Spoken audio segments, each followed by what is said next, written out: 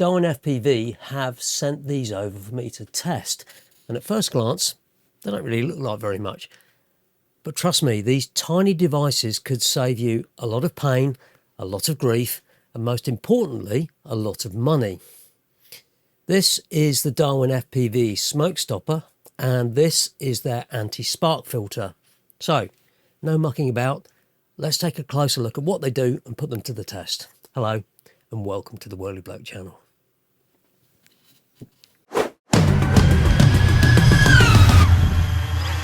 So here we've got the smoke stopper, and this is the anti-spark filter. So let's have a look at the smoke stopper first. It's basically an XT60 to XT60. You've got XT30s on the bottom as well, so you could plug an XT60 in here and power up something that's on the XT30, all very simple. And the way these work, it's quite simple. They're basically looking for overcurrent shorts and all that sort of thing. So if you've got a quad like this and you just plug your battery in, it powers up all very nicely. But what if you don't know what's going on in here? Well, first things first, it's always worth just checking across here to make sure you haven't got a short. But some of the faults that you get on here are a little bit more complex than that, and things only really start to go wrong and burst into flames, and you get the magic smoke come out when you plug a battery in. Sorry, a battery. So smoke stopper is there to just make sure that it very quickly shuts down. It's like a switch. It shuts down and stops anything blowing up, and if it does, then you can see you've got something wrong, and you can dig in here and find out what's gone wrong and fix it. But anyway, let's just show you how this works. I'll use this baby ape that I've got here. Plug it in, little LED comes on that tells you've got power on it, and then if we plug it into there, everything powers up as normal. But I know this little baby ape 3, is baby ape 3? Yes, baby ape 3 is absolutely fine. But what happens when there's a short in here? Well, I'm going to try a little test just to prove this is working. Now, I'm not for one instance going to try this on a great big battery like this and try and short it. We'll do something a little bit more controlled. So I've got my power supply over here, which is set to 8.2 volts and 1 amp. Output is off at the moment.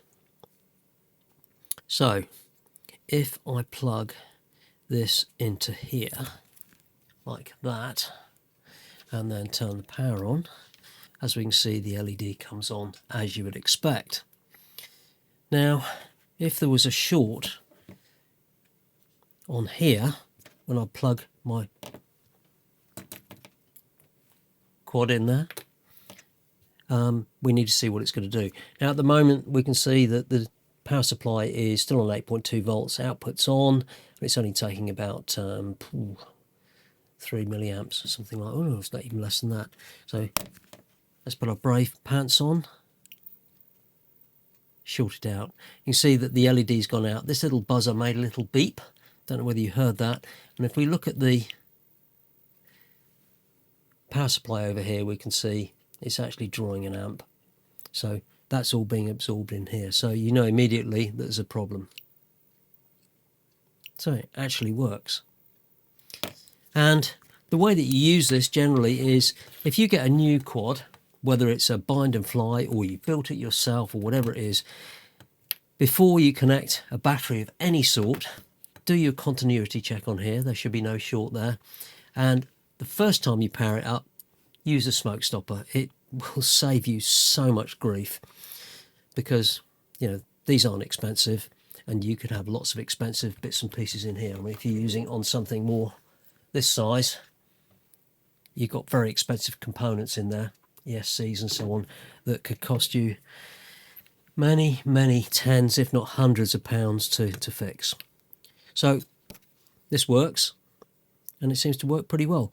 I'm not going to do any sort of tests on it with the scope to see actually how fast it switches, but it seems to be fine. So next up, we have got this spark filter. Now, if you've used any sort of large LiPo, let me zoom out a bit so you can see a little bit better what's going on. Right, so that's a little bit better. So if you've got something like this is a 7-inch, and I'm powering that from this 4000 milliamp hour 6S battery, when you plug it in, it will give you the scare of your life. So I'm going to plug this in here. If you listen very carefully, big crack as you plug it in. Now that big crack is basically a big current surge from here into all the components that are on there. Now, it shouldn't cause damage, but it can do, and quite often does.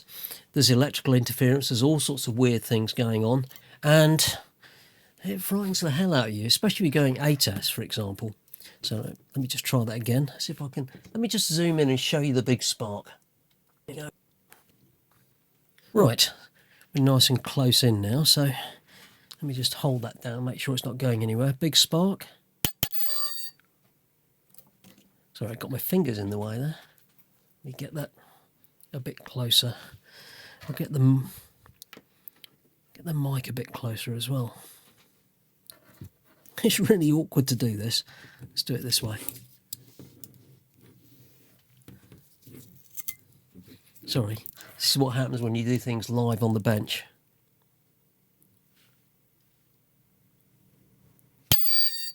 Big crack, everything powers up. Anyway, it's not good, basically. Now what I've done is I've taken the spark suppressor, where did I put it there?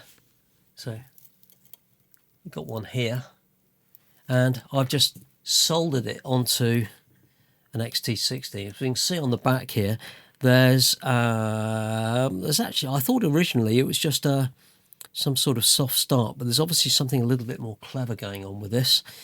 Because there's actually a chip on there. How it works, not 100% sure, because I haven't looked at the specs in that much detail, but I've soldered this up to an XT60, and I'm going to plug that in there, and then do the same test again by just plugging this whopping great battery into here, and see if we get a spark. Nothing. You can hear the quad starting up, but there's no spark. And that makes me feel very happy. Let's try again. Fantastic.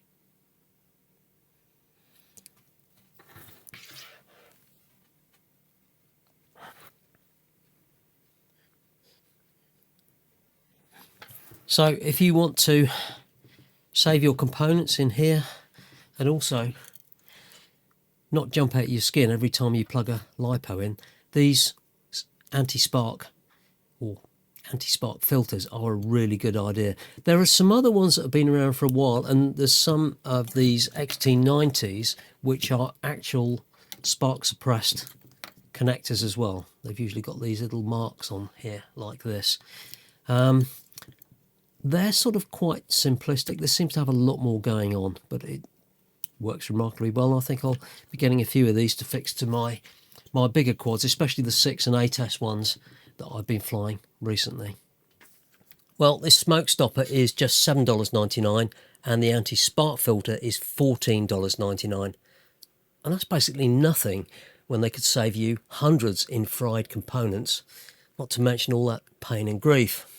And if you've ever plugged in a big 6S or 8S LiPo, you'll know exactly why this anti-spark filter is worth having.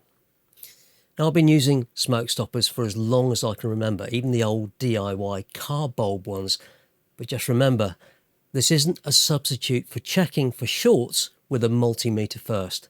Fix the problem, then power it up safely. I'll put links to these in the description if you want to check them out a bit further. And if this video saves you from blowing something up, hit the like button. And if you're into FPV builds, reviews and no-nonsense testing, make sure you subscribed. Thanks for watching, and I'll see you next time.